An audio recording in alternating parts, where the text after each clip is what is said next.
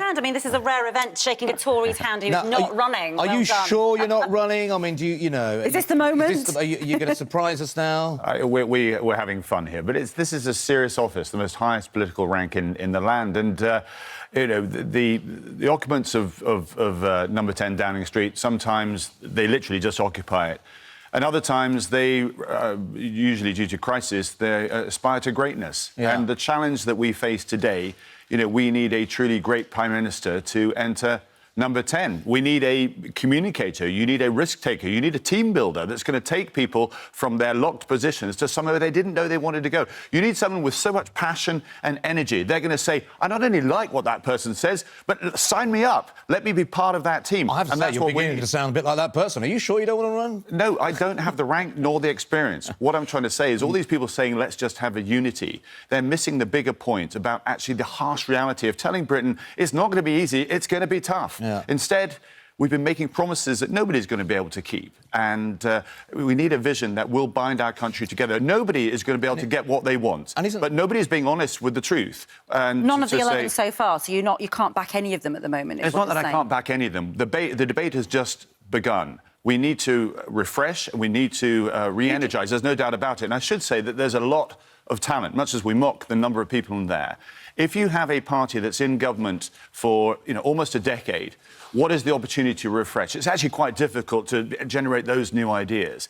The one good aspect about this leadership competition that we're having at the moment is that individuals, even myself, are able to throw in other ideas, fresh ideas, on the front page of the papers today. What about higher education? How do we pay for that? So this is a great opportunity to press that reset button. It's all about Brexit. Whether somebody is backing no deal or not, that seems to be the only black and white issue here in this Tory leadership. Is the elephant in the room. We are also kidding ourselves that somehow you're going to magically come up with a new scenario, re-engage with the EU prior to the 31st of October. The real, the actual honesty here is to say nobody's at home in Brussels. They've gone. They're on holiday. They don't recommence until the 1st of November.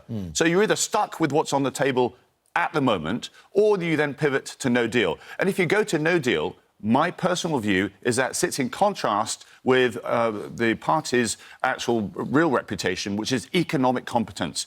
You can't, given what damage WTO would do, the no deal would do to our country, you can't on the one hand say, I want WTO, and on the other hand to say, I want to be fiscally responsible with our nation. The two do not sit next to each other. So are you then in favour, because I think you said this before then, are you still in favour of a people's vote then? Is that the only way? Parliament can't seem to sort this out, so then you've got to hand it back to the people, but this time with a few more facts and a few more options. Well, if you hand something back to the people, you have to have options that are there. Yeah. What is concerning for me is how binary this has now become. The results of the Ashcroft polls that took place just after the Euro elections themselves, even the, the professor from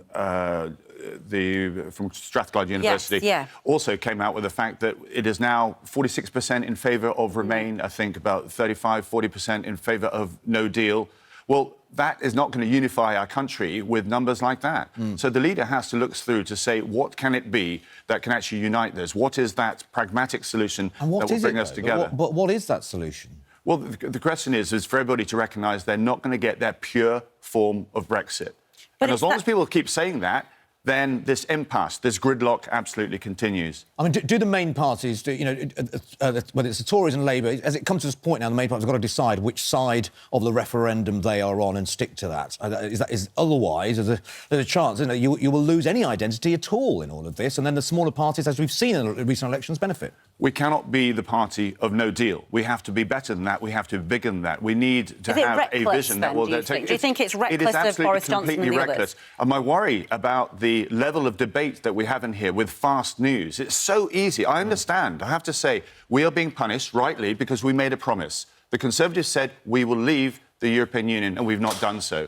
And quite rightly, the nation has said, I've got a trust issue with your party with that. And that'll be reflected in the local elections and indeed in the European elections as well. But you don't repair that. I make this very clear. You don't suddenly repair that by defaulting now to a no-deal scenario. And I'm afraid that's where this leadership contest is actually falling to, and that really concerns me. That was my point. I think for most people watching now, they're fed up to their teeth with Brexit, fed up with what's going on, fed up with mainstream politics, and they're seeing what's going on here. They've got no say in what's going on, and they can see there's 11 people standing up saying, we want to unify the Tory party. I mean, it's comical. No, it's even worse than that. I mean, this has got to be detrimental for the long term of the Conservative Party, surely. It's worse than that, because this is about a skirmish, not a battle. This is actually about talking to our membership and getting ourselves into number 10. So things will be said, things will be promised, which will focus on that particular caucus of the nation, not on the battle itself, which is the next general election. And that's where I would prefer to hear the candidates make their pledges. What it is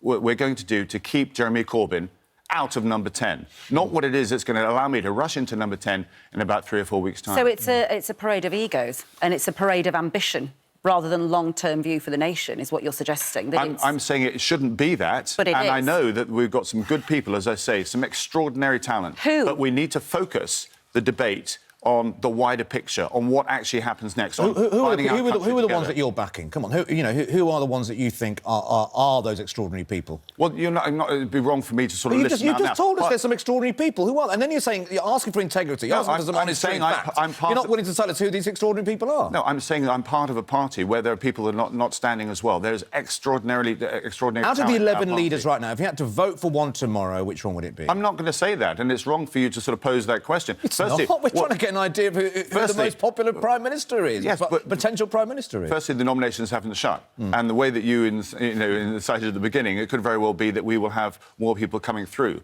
My message is to say, what are the parameters of what this debate should be about? It should not simply be about speaking to our base. I want to see our base increased. Look at the age profile of our base. Yeah. I want to see the noises being made that actually says, let's expand our base. Let's get more people joining the Conservative Party. Let's make sure we have that vision that can actually expand what we're saying. Can I ask you, you raised the issue of trust, obviously.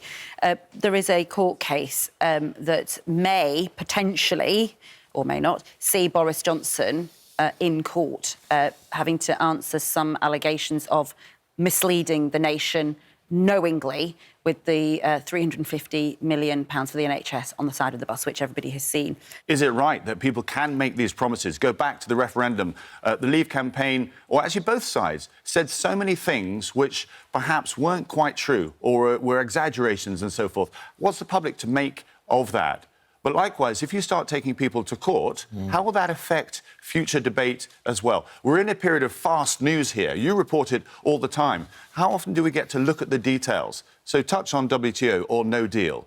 I can understand the clinical simplicity of it. Running away, I'm fed up with the EU, let's just get out. But we need to look deeper than that. There are consequences to turning our back on a partnership with Europe. Economic consequences. We would take a huge GDP hit. Security-wise, we would lose the threat picture across Europe. Britain would become less safe. And thirdly, it's not in our reputation.